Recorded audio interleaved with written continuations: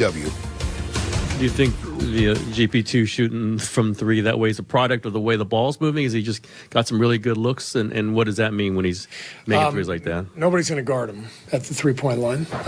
So he's going to be open every game, and he works hard on his three-point shot. And tonight, obviously, it was falling. He had a great game at both ends. He's been playing at a really high level for weeks now, and it's exciting to see. You were saying before the game that, he would sort of help Jimmy with orchestrating the offense. Mm-hmm. It looked like almost the other way around at times, where Jimmy was feeding Gary for buckets. Right. Is that just a different dimension, or is that just a one-off? And what do you think of that? Well, again, everyone's going to guard Gary the same way. They're going to sit off of him and sit in the paint or double Steph, and so he's going to be open from the three-point line every game. And so tonight, we had him handling the ball quite a bit to initiate the offense. And then he would, receive it on the back end because they were overplaying everybody else. So it was just a product of their defense. Steve, how fun was it to see Butler do a little bit of everything and even offensive rebounds and just creating and the ball moved well, a lot of balance on the score sheet. Great basketball player. I mean, just he does everything. He does everything well. He sees the game. He's strong. Loves to pass. The game just flows when he's out there, and he feels it. Whatever the game calls for, Jimmy brings, and he's the main reason that things have turned for us. I mean, he's one of the best players in the league, and he makes everybody else around him better. Do you have an issue with him taking that shot? With what? An issue with him taking that shot late? I think you guys were up big, and he took that shot. Looked like you might have had some words with him after. With who? With Jimmy. I had a late words jump with Jimmy? shot. I don't know. I saw you talking to him right after the game. Oh no! I told him we don't do shot clock violations. So if there's a shot clock differential, we always shoot. So at the end of the game, he caught it and he looked at me and I said, "Shoot." He said, "Okay," and he shot it. And some teams take the turnover. I just don't believe that you should ever take a turnover, and I don't think anybody should be offended if you take a shot if there's time on the shot clock. If the shot clock's off, then you run out the clock. So I was just clarifying with Jimmy. I just said, we don't take turnovers here. We shoot. And he said, "Okay, I got you." Well, quickly here. The gamblers out there who had the Warriors at -12 were very pleased with that decision to let Jimmy Butler shoot that shot because the Warriors were covering the spread at that point. And then they didn't cover the spread. We'll show why a little bit later. But all the gamblers out there love Steve Kerr's answer. I got none on that. Yes, just leave it alone. Leave it alone. Don't take the turnover. But I do agree with him, though. I agree the fact, I get the whole, I guess it's being a gentleman. I don't understand that. If there's time on the clock, why would I take a turnover? I'll shoot the ball at the end of the game. Yeah, it's like when you're down 20 and somebody gets offended when they take a layup. Like you had 48 minutes to take care of that. The last shot of the game is bothering you? Right. You got blown out for 47 minutes. The last seconds actually bother you? Relax. Relax a little bit. Now time for our Chase alley-oop. And check this play out here. Draymond Green. Get up, Bird! Two. Woo. He can get up. Mask for the rest of the season? Why not? Gary Payton II is crazy enough to do it, too. We love GP2. Hey, He if just it's might do working, it. don't change it. I mean, he may get fans to start wearing masks to the game. Put his number on it. Why not? Color it. Headband over the mask. That's tough. I love it. There's somebody in the marketing department right now thinking about making some money. So put the zero on the front. The zero on the front or young glove across of it. You come in with a mask. So the mask of Zorro, the mask of Zero. Wow, marketing. Marketing genius Bonte. No. The heck with the Warriors. This needs to be us, NFL. We need to get paid, baby. But no, seriously, you heard Steve Kerr in those comments saying they're going to leave GP2 open. They're going to leave Draymond Green open. They're going to force the non-quote-unquote shooters to shoot the ball. And that's when you think about the playoffs, that's what we're going to see there, Mully. Yeah, and what Steve Kerr is preparing his team for exactly that. Playoff time, when the defense is going to load up on Steph, they're going to load up on Jimmy Butler, and those shots are going to be there. You know, a lot of the shots that these teams yield because of Steph Curry's gravity, you couldn't, in 100 years, you couldn't draw a play up to get that open shot. So it's really important, GP2, Moses Moody, Draymond Green, on down the line, knock them shots down to make that defense make adjustments. They're getting confident in doing it. Listen, to win in any level of sports, you have to have the whole team buying in. This is when you're a team sport. And so GP2, Moses Moody, Brandon Pajemski when he comes back, Jonathan Kuminga, all these guys are going to have to hit shots and make the defense honest. That's the way that Steph Curry gets open. That's the way Jimmy Butler gets open. And those guys can do their damage. But I love the way that Jimmy Butler is starting off the game becoming a facilitator, because he also understands that he needs the bench to be able to be effective. But I do think, Bonte, it's a different shot when that ball's moving and you're in rhythm, as opposed to the ball's kind of stuck and you feel you're just standing there. I felt like GP2 was in really good rhythm on those open threes, and then he had a bunch of other points as well, so it wasn't just his three-point shot. 21 of 41 from the three-point line. Well, buddy, let's talk about the man of the hour. It's GP2, a career high 26. When defenses key in on some of the other players, what does that open for Gary? Lobs, threes, dunks, layups. He's like a 6'2" big man. He has great touch, great feel. I think he rolls better than anybody in the league. His percentile is probably 99 percentile. Man, he's a hawk on the ball. He's feisty. He's a great teammate, and no wonder why he's been playing at a high level lately. And he's been doing the right things, and he's been a sponge everywhere, and he's finding his niche, and he's been accelerating in that area. Yeah. And when we look at 36 assists for the team, too, you're responsible for 7 of those. How do you describe how well the offense is rolling right now?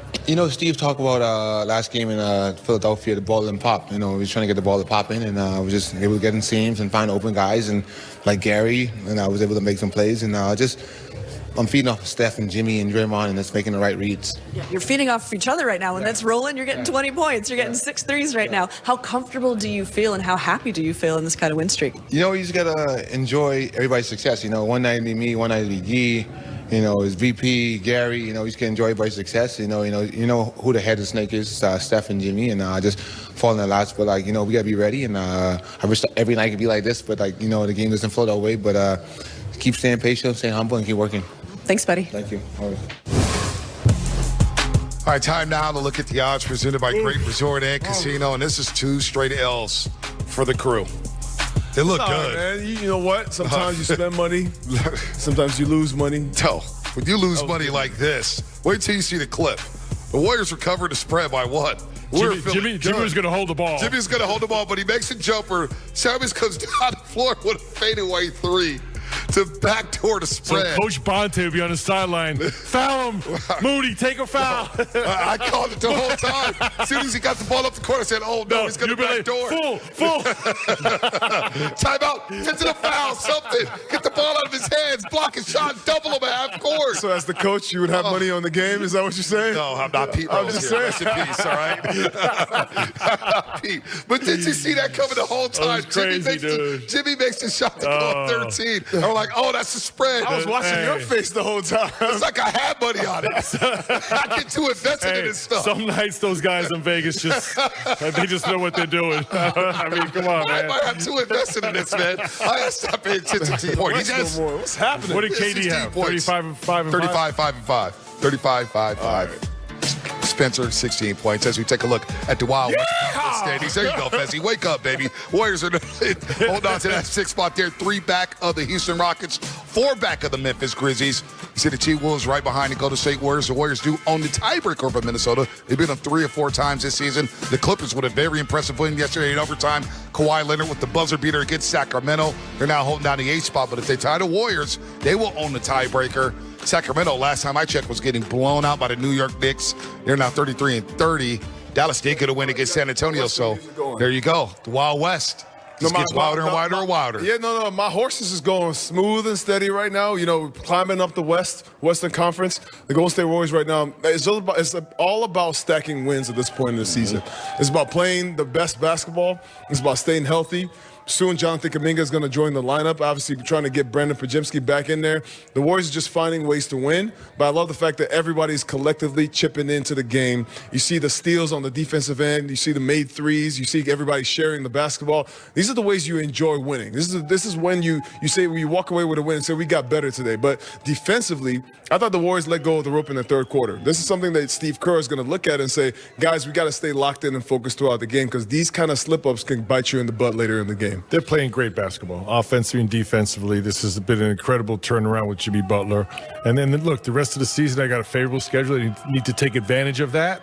As Fezzi said, try and move up the standings as much as you can. And then they're going to have a nice week off to get ready for the playoffs. And then we're going to see what this team is made of. But the way they're trending, to me, Bonte and Festus, this has a feel of a team that's going to get to the Western Conference Finals. And to me, if they get there, that means they're healthy and playing great basketball, and you're never going to bet against Steph Curry. All right, in our pregame show, we discussed some of the most dynamic duels in the Western Conference. It was the Joker, Nikola Jokic and Jamal Murray, LeBron James and Luka Doncic, SGA Shai Gilgeous-Alexander, and Chet Holmgren. Now we're going to do 3 more right now, and 3 more dynamic duels in the Western Conference that could dictate who represents the West in the NBA Finals. Ja. And we just saw Ja. Out in Memphis, Jaren Jackson Jr. hurt right now, but having a spectacular season. A defensive player of the year. John Morant is healthy. He looks a little more mature as he's playing some good point guard as he fell. Nobody's talking about the Memphis Grizzlies, and they do have playoff experience. What I love about this team is they got better even with Ja Morant out. And how they did that was Jaren Jackson really took the year last year to really hone his defensive skills. Offensively, he became an all-star this year. He's scoring from the outside, from the inside. He became a much better, more well-rounded player, understanding how to get his teammates better. These are things that happen when there's an injury, right? You lose your superstar, you try to find ways to get better. Now you add Ja Morant back into the fold, one of the most talented guards in the NBA, most athletic. He can do a bunch of things. You're always excited to watch him play. And now with both those guys together, the Memphis Grizzlies they're looking scary and dangerous right now, but you just don't know because they're still young. You don't know what they're going to do in the playoffs, but you're looking at them like, yo, if they're healthy, they can make some noise. Great dynamic duo, Ja and Triple J, inside out attack. JJJ can knock down that three-point shot. His face. He's a good playmaker now. He can play in the post. Great defensive player. But Ja Morant, his athleticism is off the charts. He's just a franchise changer. He had the shoulder injury. He missed some games for off-the-court issues. But when he's on the floor, they're a force to be reckoned with. No doubt about that. All right, moving on here down to L.A. Not to the Lakers, but the Clippers. The Intuit Dome boys. That's right, Kawhi Leonard and James Harden. We saw Kawhi yesterday hit the game winner against Sacramento. Now Kawhi's trying to find his game. But I'm not going to lie to you guys. I've been very impressed with James Harden and the way he's played this season. 22 a game, 6 rebounds, 9 assists to help stabilize that organization. We thought the Clippers would be in the box. They've been holding down the top 6 spot for a long time now, and they're just a game behind the Golden State Warriors, Bully. I'm with you, Bonte. I'm so impressed with James Harden, remaking his game from the Houston days, playing point guard position, creating for his teammates. He just had 50 points recently. Dynamic player. And really with Kawhi, it's all about health. If he can stay on the floor, be healthy, I think with that Clipper roster, they have a lineup full of mismatches that they can take advantage of. Ty Lue's a great head coach, can exploit the other team. So Kawhi's health is the most important thing for the Clippers. I have been so impressed with the way Kawhi can come back into the fold, into the lineup. I've been missing a ton of games and be as effective as he is. He just hit a game winner last night, against the Sacramento Kings. He is one of those guys in the NBA, obviously with his length, his athleticism, his ability to play defense, those big hands. He's a force defensively, but he's also a mismatch offensively. He can post you up. He can get out to the three-point line. These are all the things, but health for him has always been a big factor. Him paired up with James Harden, that's a scary duo. This is a seasoned, scary duo that can make a lot of noise in the playoff if healthy. That's just a big if. And you throw in Norman Powell, who's had an all-star season, and Zubac has been so balling. They're a big-time threat. And now we get to the duo right here. Behind us here at Chase Center, Jimmy Butler and Stephen Curry. And since the Jimmy Butler trade, it feels like Stephen Curry has been reinvigorated. You don't hear anything about bilateral knee tendonitis anymore. No, you don't. You're seeing dunks now. No doubt. Since Jimmy Butler's come aboard, Stephen Curry's averaging over 29 points a game. Jimmy just dropped the triple-double today. And so you have two of these guys who have led their teams to the NBA Finals. Of course, Steph with the 4 championships. This is as scary as a duo as you'll see in the Western Conference, Fezzi. Well, healthy Jimmy, healthy Steph Curry. This is the duo that can damage anybody in any team and any force in the NBA right now, and they feel that way. You can see the way the team is playing so confidently. The team is feeling it. All of the roster feels it right now. Steph is, he struggled with some knee injuries earlier in the season, but right now he looks reinvigorated. You can see the way he's shooting the basketball, the way he's balancing, coming off of screens. These are things that make everybody around the league scared. This is why they double team Steph at the end of the game when he has 4 threes. This is that duo inside and out is something that can really do a lot of damage in the playoffs. Yeah, the perfect combination. Steph Curry and Jimmy Butler. Steph Curry on the outside, Jimmy Butler on the inside. What Jimmy Butler has done to this team has been remarkable. Playing inside the paint at the mid post, creating free throw attempts, high free throw percentage, and really has balanced out this offense. So to me, this has been the most impactful trade at the trade deadline by far. And this team is a big-time threat now because of that Jimmy Butler trade. A lot of very good duels in the Western Conference East playoffs in a few weeks. Is going to be a lot of fun out west. But Buddy Hield, don't forget about him, right? He's helping complement Jimmy Butler and Stephen Curry. 6 made threes tonight, 20 points. And you know the Warriors record when he scores 20.